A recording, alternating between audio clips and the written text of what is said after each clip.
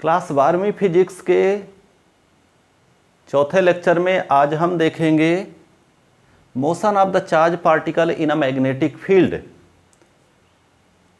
चुंबकीय क्षेत्र में गतिमान आवेश पर लगने वाले बल को हम देखेंगे। चुंबकीय क्षेत्र में गतिमान आवेश पर गति और बल को ध्यान से हम देखेंगे। इसके पहले हम जान चुके हैं लॉरेंज बल जो होता है, यदि विद्युत क्षेत्र electric field if electric field E equal to 0 है, विद्युत क्षेत्र नहीं है, ऐसी कंडीशन में जो लॉरेंज फोर्स होता है F, M लिखे या अभी सिंपली F लिखा रहने दें, ये होता है Q V क्रॉस B, जिसकी दिशा को ज्ञात करने के लिए हमने यहां पे इस तरह से थंब रूल या right hand thumb rule, right hand curl rule का यूज किया था। दाहिने हाथ के अंगूठे का नियम इस्तेमाल हमने किया था। यदि हम इसका मैग्नीट्यूड निकालें F, तो ये आपको मिलेगा Q V B sine theta, भी क्योंकि V क्रॉस B यहां पे हो जाएगा वी बी साइन थीटा। ये एक इक्वेशन हो गया। आगे हम इस पे कुछ कंडीशन पे डिस्कस करते हैं। कौन कौन सी कंडीशन पे हम डिस्कस करेंगे ये हम देखेंगे। यहां पे पहला केस हम देख रहे हैं, केस फर्स्ट, पहली स्थिति, when charge particle Q moving with the V along the direction of B की ही डायरेक्शन में ये चार्ज पार्टिकल मूव कर रहा है। चुंबकीय क्षेत्र B की दिशा में ये आवेशित कण Q भी वेग से गति कर रहा है। चूंकि यहां पे जो थीटा है ये V और B के बीच का कोण है, angle between V and B, so it means that theta is equal to 0 होगा यहां पे। तो यदि यहां पे थीटा जीरो हो जाएगा तो साइन 0 भी यहां पे 0 होता है, और ऐसी कंडीशन पे F 0 मिलेगा आपको। ये पहला केस है। केस सेकंड देखें, इसी का जस्ट उल्टा, चार्ज पार्टिकल B की डायरेक्शन से अपोजिट मूव कर रहा है। B इधर है, चुंबकीय क्षेत्र इधर है, मैग्नेटिक फील्ड, और चार्ज पार्टिकल Q है उसके अपोजिट मूव कर रहा है। ऐसी कंडीशन में थीटा 180 डिग्री होगा। तो थीटा 180 डिग्री होने पर साइन 180 जो होता है 180 degree, it is also equal to 0। Then force acting on charge particle from the first equation it will be also 0। मतलब इन दो स्थितियों में इस चार्ज पार्टिकल पर फोर्स नहीं लगेगा। कौन कौन सी दो स्थितियों में? If charge particle moving along the direction of the magnetic field or opposite to the direction of magnetic field, आवेशित कण चुंबकीय क्षेत्र की दिशा में या उसके विपरीत चल रहा है तो उस पर कोई भी बल कार्य नहीं करेंगे, ऐसा लॉरेंज बल थ्योरेटिकली कहता है। प्रैक्टिकली भी ऐसा सही है। केस थर्ड हम देखेंगे। थर्ड केस में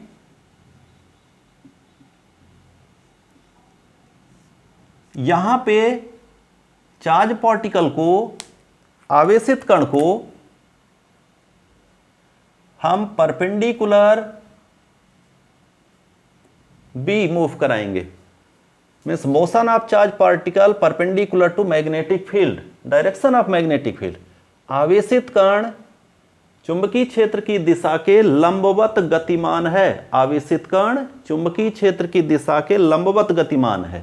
इस तरह से चुंबकीय क्षेत्र है, आवेशित कण है, तो लंबवत गतिमान है। ऐसी कंडीशन पे हम फोर्स और बल दोनों को कैलकुलेट करेंगे। तो थोड़ा सा हम यहां पे कुछ कंसिडरेशन ले लेते हैं। ये थीटा इक्वल टू 90 डिग्री की कंडीशन है, π/2 की। यहां पर हम ये मैग्नेटिक फील्ड का एक सिंबल ले लिए, यूनिफॉर्म मैग्नेटिक फील्ड का सिंबल है, रिप्रेजेंटेशन है, ग्राफिकल रिप्रेजेंटेशन है।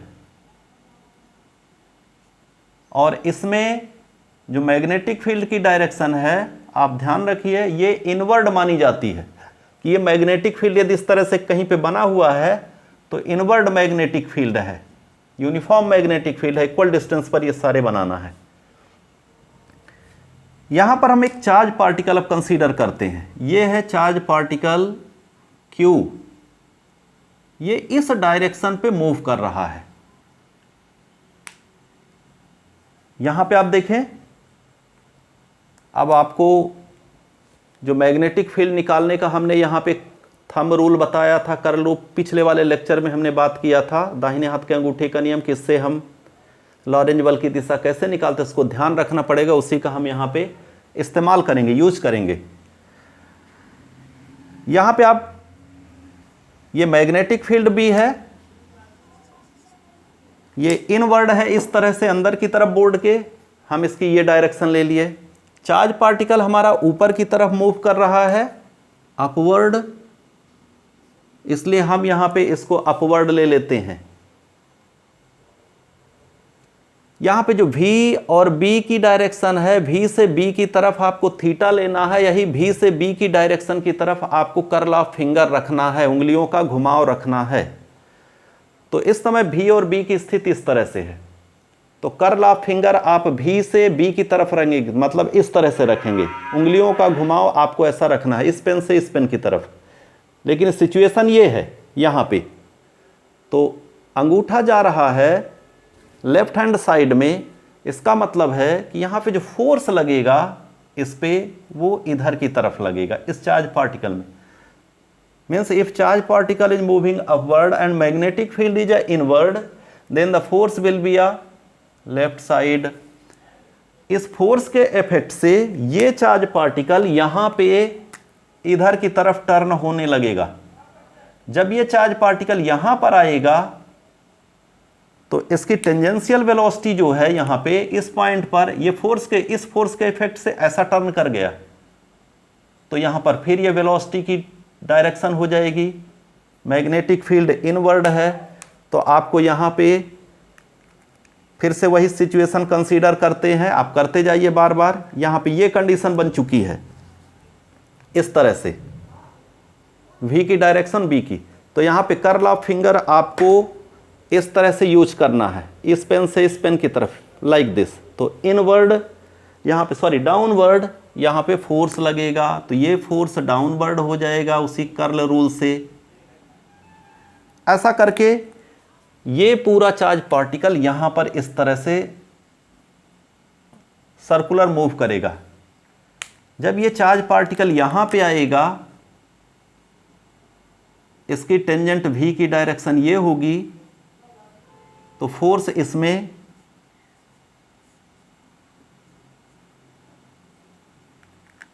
इनवर्ड ही होंगे, इस तरह से हर कंडीशन पे ये फोर्स इनवर्ड होंगे। मतलब आप देखिए यहाँ पे जितने भी फोर्स हैं, हर पॉइंट पर फोर्स सेंटर की तरह एक सर्कुलर पाथ क्रिएट होगा, चार्ज पार्टिकल के मोशन का वृत्तीय मार्ग तैयार होगा, जिसका सेंटर हम यहाँ पे मान लेते हैं। अब जब सेंटर हमने यहाँ पे मान लिया है तो इसकी रेडियस भी कुछ कंसीडर कर लेते हैं, r, इस चार्ज पार्टिकल का मास कुछ कंसीडर कर लेते हैं, m, ये रेडियस r हो गई। तो इसका मतलब है कि यहाँ पे जो लॉरेंज फोर्स लगा, ये फोर्स कितना हो गया, ये हो गया F is equal to QVB, because यहाँ पे साइन 90 हो जाएगा, थीटा 90 है, इसलिए इतना लॉरेंज फोर्स लगा। और ये मैक्सिमम फोर्स है, अधिकतम बल है। और ये लॉरेंज बल यहाँ पे आपको सेंट्रीपेटल फोर्स, अभिकेंद्र बल दे रहा है। अभिकेंद्र बल वह बल होता है जो किसी कण को वृत्ताकार मार्ग में घुमाए। Centripetal force is that force which rotate circular, which rotating any body in the circular path. तो किसी बॉडी को सर्कुलर पाथ पे रोटेट कर दे, तो ये क्या है, which provides circular motion, that's why it is acts as a centripetal force। ये अभिकेंद्र बल प्रदान कर रहा है। अब अभिकेंद्र बल का क्लास 11th में हमने एक जनरल फार्मूला पढ़ा था कि अभिकेंद्र बल होता है mv²/r। यदि v यम मास है, द्रव्यमान है, v वेलोसिटी है, वेग है, और r सर्कुलर पाथ की रेडियस है, त्रिज्या है वृत्ति मार्ग की, तो mv²। तो यहाँ पे प्रोवाइड कौन कर रहा है? यहाँ पे प्रोवाइड कर रहा है लॉरेंज बल QVB। तो यहाँ से हम निकाल लेंगे R। तो R = आपको मिल जाएगा, एक भी कैंसिल होगा, mv/QB। ये R का फार्मूला हो जाएगा।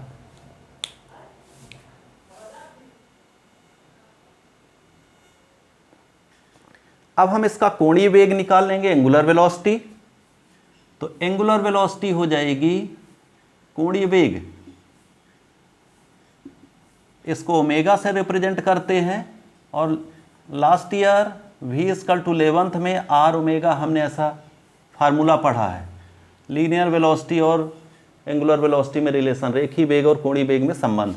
तो यहाँ से एंगुलर वेलोसिटी ओमेगा निकालेंगे, v/r आ जाएगा। v ऑलरेडी यहाँ पे r की वैल्यू सेकेंड इक्वेशन से रखेंगे, तो mv/QB हो जाएगा, v कैंसिल हो जाएगा। सो ओमेगा = आपको QB/m मिल जाएगा। ओमेगा पता हो गया, तो यहां से हम फ्रीक्वेंसी निकाल लेंगे, आवृत्ति।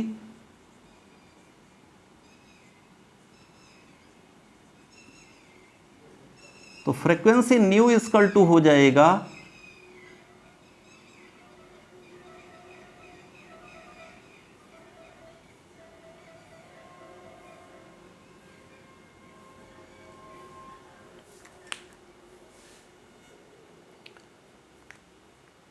फ्रीक्वेंसी, यहाँ पे न्यू = ω/2π होगा, क्योंकि ओमेगा = 2π न्यू होता है, ये फार्मूला है।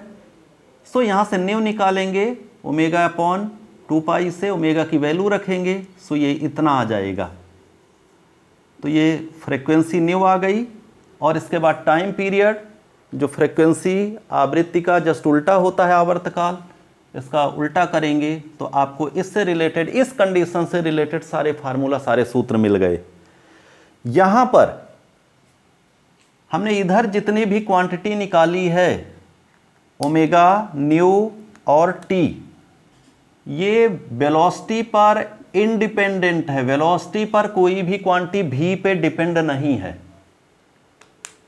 मतलब यह है कि इस ओमेगा को यदि आपको इंक्रीज करना है, फ्रीक्वेंसी न्यू को इंक्रीज करना है, कोणीय वेग बढ़ाना है, आवर्तकाल बढ़ाना है, आवृत्ति बढ़ाना या घटाना है, तो आपको वेलोसिटी पर निर्भर नहीं होना पड़ेगा।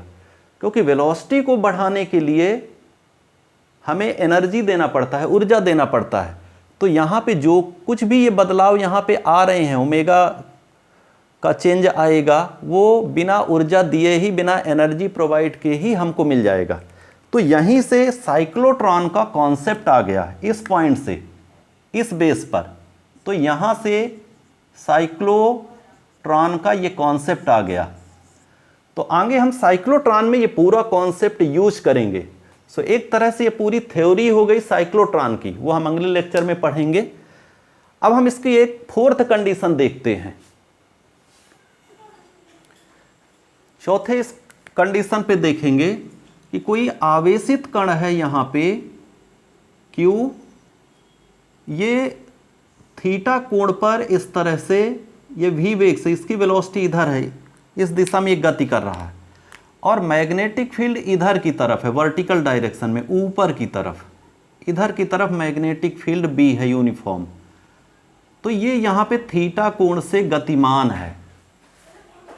मतलब ना तो चुंबकीय क्षेत्र मैग्नेटिक फील्ड की अलोंग है, डायरेक्शन में है, ना तो इसके परपेंडिकुलर है। तो ऐसी कंडीशन पे हम यहाँ पे क्या करते हैं,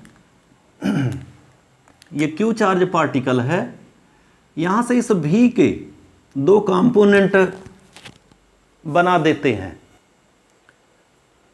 इधर की तरफ जो कंपोनेंट बनेगा, घटक बनेगा इस v का, चूंकि यहाँ से ये बनेगा v साइन थीटा, इसको v परपेंडिकुलर हम यहाँ पे रिप्रेजेंटेशन दे देते हैं, और ये बनेगा v cos theta, v parallel, चुंबकीय क्षेत्र के पैरेलल है, समांतर है, पैरेलल टू मैग्नेटिक फील्ड।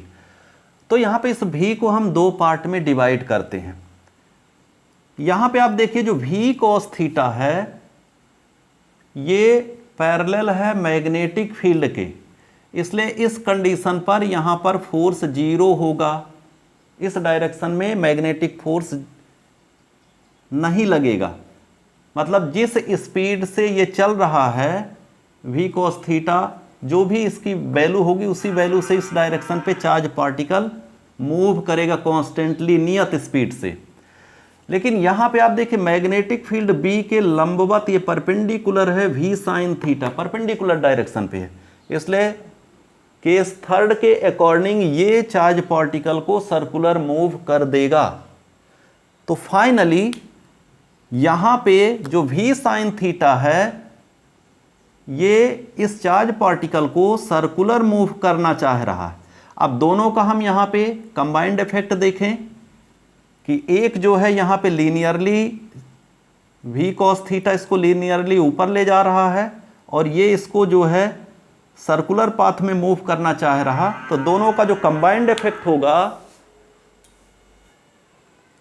ये इस प्रकार से हेलिकल हो जाएगा। मतलब इन दोनों का कंबाइंड इफेक्ट के कारण ये चार्ज पार्टिकल आवेशित कण ये इस तरह से ऐसे ऊपर की तरफ हेलिकल मतलब स्प्रिंग के आकार के जैसा मूव करता जाएगा। एक चक्कर में मान लीजिए ये यहाँ पे ये पहला चक्कर है और दूसरा चक्कर में इतना ऊपर चला गया, तो ये इसका पिच कहलाता है। जो इसके सर्कुलर पाथ बनेंगे, दोनों सर्कुलर पाथ के बीच की जो डिस्टेंस है यहाँ पे इस तरह से ये पिच कहलाएगी। तो यहाँ पे पिच को हम स्मॉल p से रिप्रेजेंट करते हैं। सो पिच ये डिस्टेंस है, दूरी है, इसलिए यहाँ पे वेलोसिटी इनटू टाइम हो जाएगा, दूरी बराबर चाल गुणे समय हो जाएगा। सो v पैरेलल गुणे कैपिटल T हो जाएगा। तो यहाँ पे पिच इक्वल टू हो जाएगा v पैरेलल यहाँ पे v cos थीटा है, और कैपिटल T की वैल्यू इसके पहले हमने निकाला है, और हम वो वैल्यू जो भी है 2πm/qb यहाँ पे इसके पहले जो हम निकाल चुके हैं वो इस कंडीशन पे भी सेम रहेगी। तो इतना यहाँ पे आपको पिच मिल जाएगा। तो ये इस कंडीशन की सारी स्थिति और सारा डिस्कशन हो गया। अब एनसीईआरटी का एग्जाम्पल 4.3 जो कि पेज नंबर 139 में दिया गया है, हम इसको देखते हैं।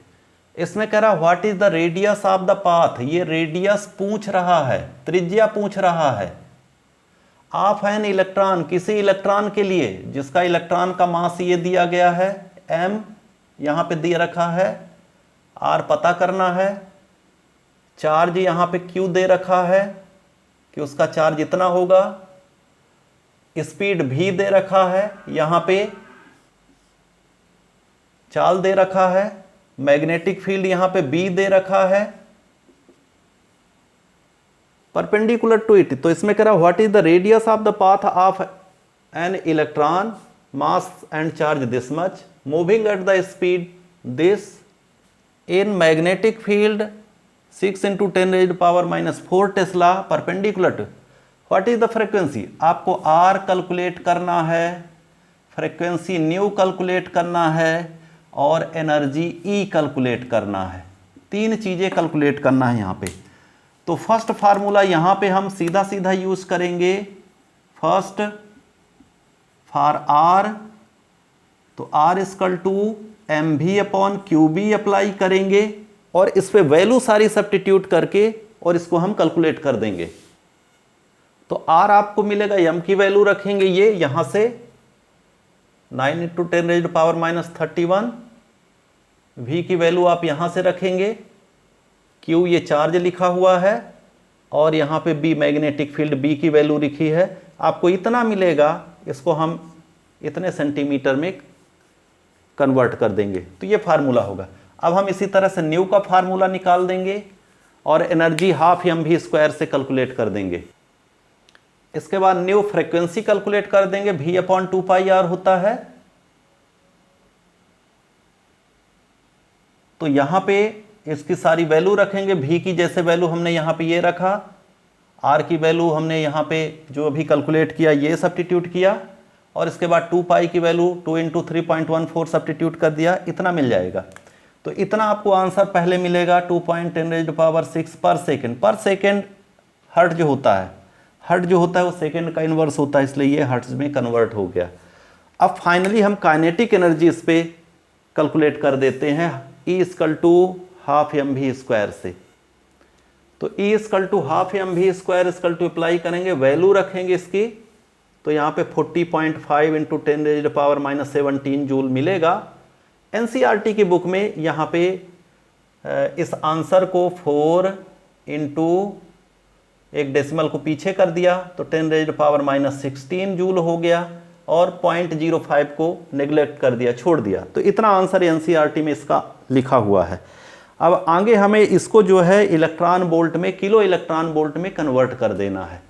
तो किलो इलेक्ट्रॉन वोल्ट में कन्वर्ट करने के लिए जूल में आंसर है, आप इतने से डिवाइड करिए तो आपको इलेक्ट्रॉन वोल्ट में इसका कन्वर्जन मिल जाएगा। तो अब हम इसको इलेक्ट्रॉन वोल्ट में कन्वर्ट करते हैं, इसके 1.6 × 10⁻19 से इसको हम डिवाइड करेंगे, तो अब ये जो कुछ भी आएगा इलेक्ट्रॉन वोल्ट में आएगा। बट यहाँ पे आंसर कह रहा है कि आप किलो इलेक्ट्रॉन वोल्ट में निकालिए। तो किलो इलेक्ट्रॉन वोल्ट में निकालने के लिए, किलो में कन्वर्ट करने के लिए यहाँ पे आपको 10⁻³ से और डिवाइड करना पड़ेगा, तो ये किलो इलेक्ट्रॉन वोल्ट हो जाएगा। तो ऐसी कंडीशन में ये आपको इसका आंसर मिलना चाहिए, जो भी है यहाँ पे, केवल ये तो सारी वैल्यू कैंसिल हो जाएगी, ये पूरा कैंसिल हो जाएगा, और इसका केवल इतने का डिवीजन मिलेगा 4/1.6। तो आई थिंक ये आ जाएगा 2.5 kilo electron volt. So thank you.